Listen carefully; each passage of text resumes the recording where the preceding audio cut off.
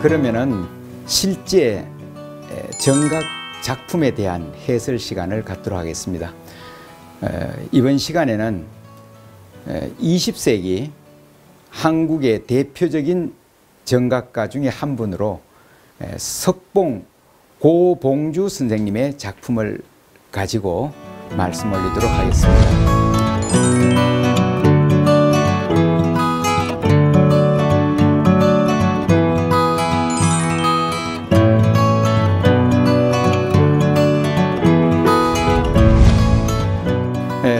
우선 첫 번째 작품은 산회입니다.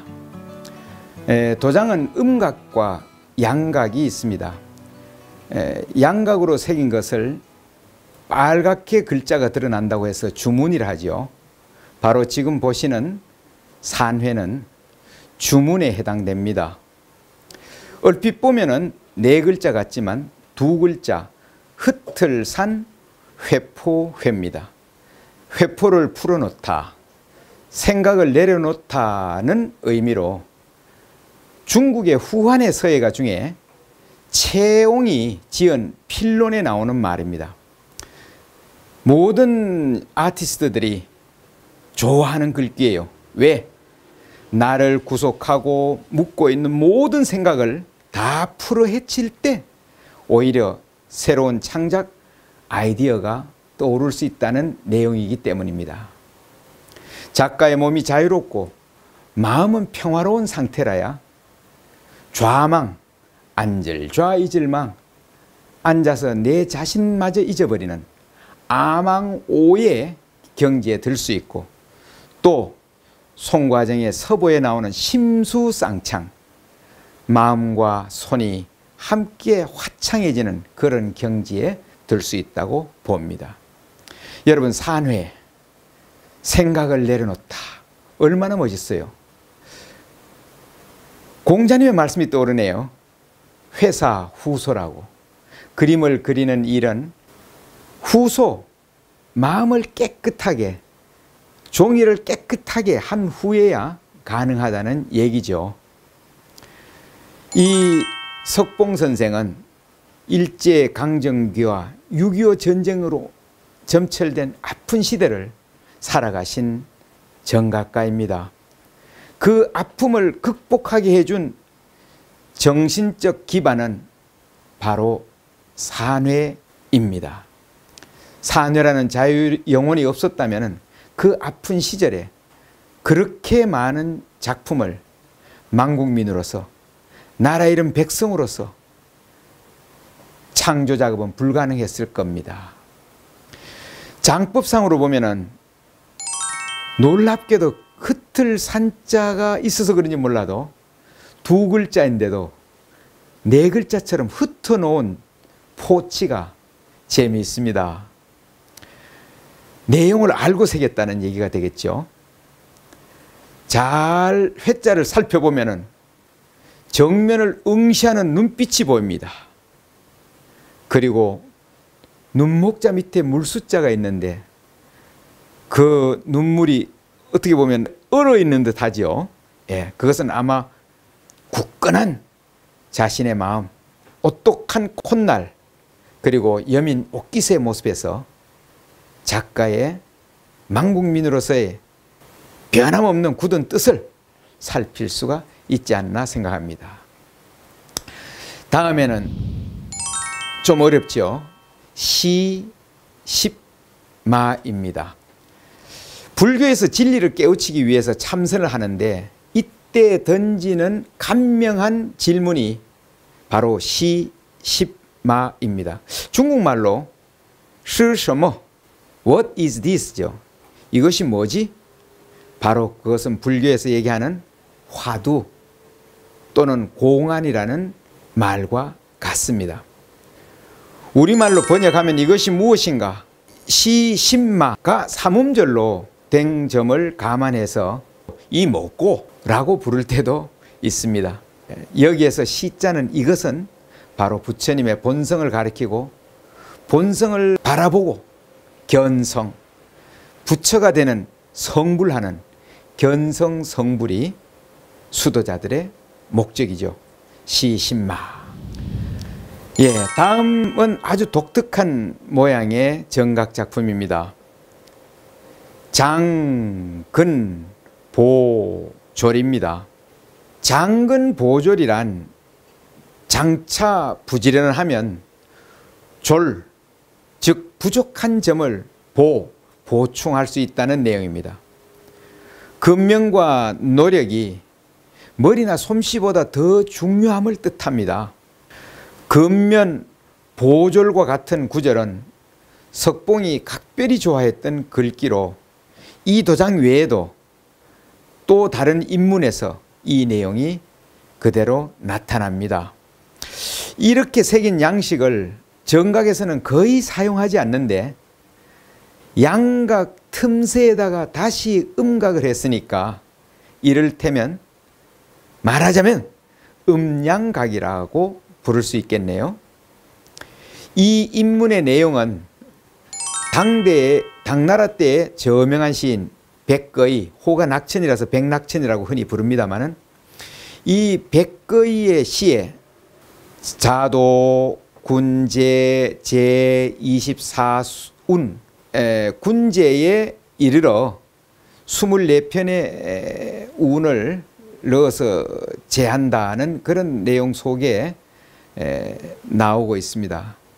그 내용 중에 9번 무약정 보졸 막여근 9번 번뇌를 구하면은 무약정 정숙함만 한 것이 없고 무약정 보졸 모자람을 보충하면은 막여근이라 근면한 만한 것이 없다는 내용입니다.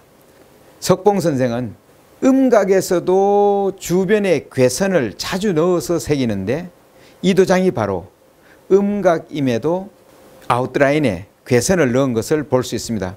이러한 장법은 전국시대나 한대에도 들어 보이는 양식이기도 합니다. 다음은 오른쪽 위에 나무 열매 보이나요? 바로 매실입니다. 내용은 매경한고 발청향이라는 내용입니다. 이 인문은 많은 서화가들의 입에 오르내리는 글귀로 매화는 한고 추운 고초를 겪어야만 비로소 청향 맑은 향기를 피운다는 내용입니다. 성고후락, 먼저 고생스럽고 나중에 즐거움을 맛볼 수도 있고 젊어서 고생이 늙어서 영화라는 내용이 될 수도 있겠지요. 각고 면력 끝에 작업하여 훌륭한 작품을 이뤄낸 예술가에게도 어울리는 내용입니다. 그런데 맷자가 좀 특이하지 않으세요? 이 매화 맷자는 선비들이 매우 좋아했던 내용입니다. 그래서 맷자에 이체자들이 여러 개가 있어요. 나무목 위에 입구가 있는 것도 매화 맷자의 이체자입니다. 그 입구는 당연히 매실이죠. 그런데 나무목 밑으로 입구가 내려가면 살구행자입니다. 자, 여기서 재미있는 사실을 알 수 있죠. 살구는 쉬 떨어지지만 매실은 오래 매달려 있다.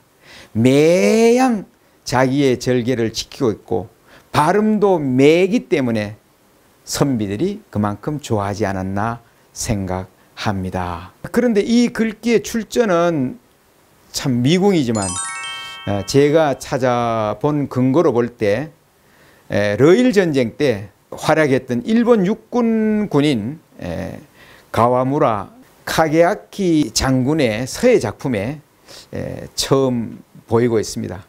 경자는 두인변이나 실사변이나 서로 의미가 통하고요.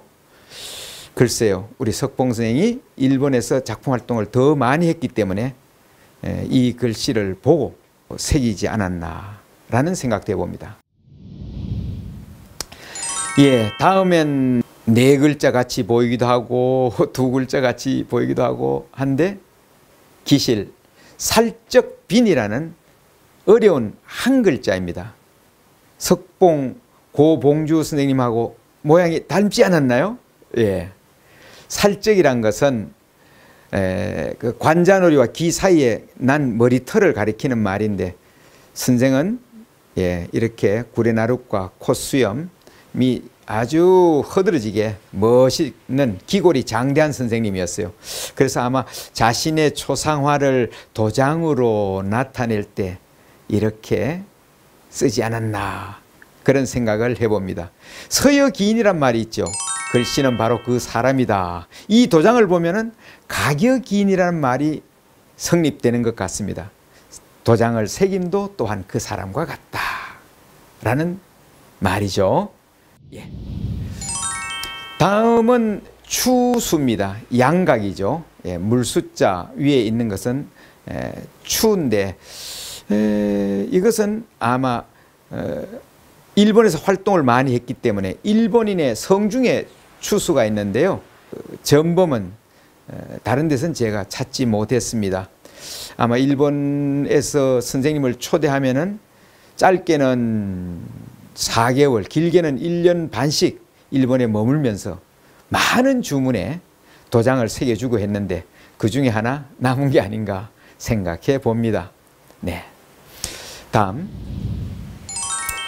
좀 어때요? 인문이 특이하죠.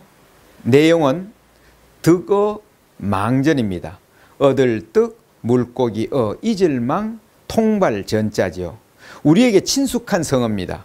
고기를 잡으면 물고기를 잡던 통발은 잊어버린다는 내용인데, 뜻을 이루면 그 뜻을 이루기 위해 사용했던 수단은 버리게 된다는 의미로서 어쩌면 토사구팽하고도 의미상 통하지 않나 생각되네요. 학문이란 것은 진리에 도달하고 나면 사실 그 진리에 도달하기 위해 사용한 모든 수단은 통발처럼 필요 없게 됩니다. 이 내용은 일찍이 장자가 그에 져서 장자의 외물편에 얘기하고 있습니다. 통발은 물고기를 잡는 도구인데 물고기를 잡고 나면 통발은 잊어버리고 만다, 그런 내용입니다. 그런데 인풍이라 할까요? 이 글자 모양이 좀 독특하죠. 마치 명조체처럼 가로는 가늘고 세로는 굵지 않아요? 이것은 오창석과 비슷한 시대에 치바이스, 우리에게 제백석으로 잘 알려진 그분의 도법을 본받아서 새긴 것이라고 할 수 있습니다. 예, 다음은 아주 깔끔한 도장이네요. 바깥 부분을 두드리는 것을 격변이라고 하는데 격변이 많아서 시원하게 보입니다. 내용은 화의 죽정입니다. 뜻의나 뜻정이나 서로 비슷한 뜻이죠. 꽃의 뜻, 대나무의 뜻. 그러니까 꽃의 뜻은 뭐예요? 아름다움이겠죠. 향기를 베푸는 것이겠죠. 대나무의 뜻은 뭐예요? 고둠으로서, 속을 비움으로써 자태를 뽐내는 거겠지. 그렇죠? 그래서 화의 죽정이라는 말은 꽃과 대나무의 덕성을 본받는다는 내용인데, 그런데 화자가 너무 어렵지 않아요? 예. 요즘 화갑이라고 할 때 빛날 화자가 원래는 꽃 화자의 본자입니다. 꽃 화자는 나이가 2000살 밖에 안 되고 이 화자는 갑골시대부터 내려온 글자인 겁니다. 대나무 죽자 보세요. 겹치게 해서 좀 입체적인 구성을 한 것이 재밌지 않아요? 그래서 원근감이 있게 포치를 하고 있고 저 멀리 대밭이 있고 또 그 대를 바라보고 있는 내 마음이 풀을 정자에 풀을 청자처럼 쑥쑥 자라 올라가는 모습을 볼 수 있습니다. 인면을 다 새긴 후에 툭툭 경계를 무너뜨려서 꽃향기가 진동하고 바람이 일어서 댄잎이 흔들리는 그런 생각이면 너무 지나친 제 생각일까요? 예. 다음 한번 보겠습니다. 유일부족, 오직 유나릴 부족입니다. 유일부족은 분주하고 다사다난하여, 이 말은 물론 생략됐죠. 오직 날짜가 부족하다, 모자란다는 뜻입니다. 상서, 태서 가운데 나오는 말인데, 여기에 나는 왕입니다. 왕이 되리니 길한 사람은 착한 일을 하고도 날마다 부족하게 여기고, 흉한 사람은 날마다 나쁜 일을 하고도 날마다 부족하게 여긴다는 내용에서 온 것인데, 이 작품의 특징은 그 인문이 전체적으로 상밀, 위로 좀 올라간 듯한, 위는 좀 빽빽한 듯한 그런 느낌이 들죠. 하소, 아래는 좀 성성한 글자가 놓이기도 했지만, 그렇죠? 또 위쪽에 두 글자인 오직 유자와 아니 불자에 보면은 글자의 획이면서도 도장의 인변을 대신하고 있는 독특한 장법을 쓰고 있습니다. 일석이조 효과라고 할까요? 재밌는 것은 이 내용이 어때요? 오직 날이 모자란다는 내용이에요. 뭔가 이 시간의 흐름에 대한 안타까움, 공부는 하고 싶은데 시간이 부족하다는 그런 의미를 담고 있는데, 일자에서 빵빵하던 것이 불자에서는 반달로, 그리고 족자에는 만족할 족자인데도 불구하고 찌그러져 있지요. 다시 말해서 순차적으로 충일감이 결핍감으로 바뀌고 있는 그것을 글자 안에다가 심어 놓지 않았나. 그래서 이 작품이 절묘하게 다가오는 겁니다. 네, 마지막으로 음향으로도 읽을 수 있지만 여기서는 금향으로 보입니다. 전소로 새겼다고 해서 정각인데, 이것은 북위서 6조 해서지요. 그래서 해서에 해당하는 글씨지 전서가 아닙니다. 어렵습니다만은 금자는 한대의 설문해자에 나타나는 글자인데, 구급야, 우패야 등으로 풀이하고 있습니다. 입다물 금 또는 을풀음으로 읽혀지며 을풀음자의 이체자로 사용되기도 합니다. 금향은 결국 입다물 금의 향기 향자니까 향기를 머금다 정도로 해석해 봅니다. 이 도장의 그 주인은 누군지 모르겠어요. 조사해 보니까 지금의 서울 경성의 출판사 이름 중에 금향각이라고 있더라고요. 어쩌면 또 일본인 부탁으로 새긴 상호일 가능성도 있고요. 또 중국의 상해에 있는 고서 출판사 중에 금향성관이 있는데, 그것은 선생님과 관계로 볼 때 거리가 멀지 않나 생각합니다. 네. 오늘 실제 작품 감상을 통해서 정각에 대한 이해를 도와보고자 노력했습니다. 감사합니다.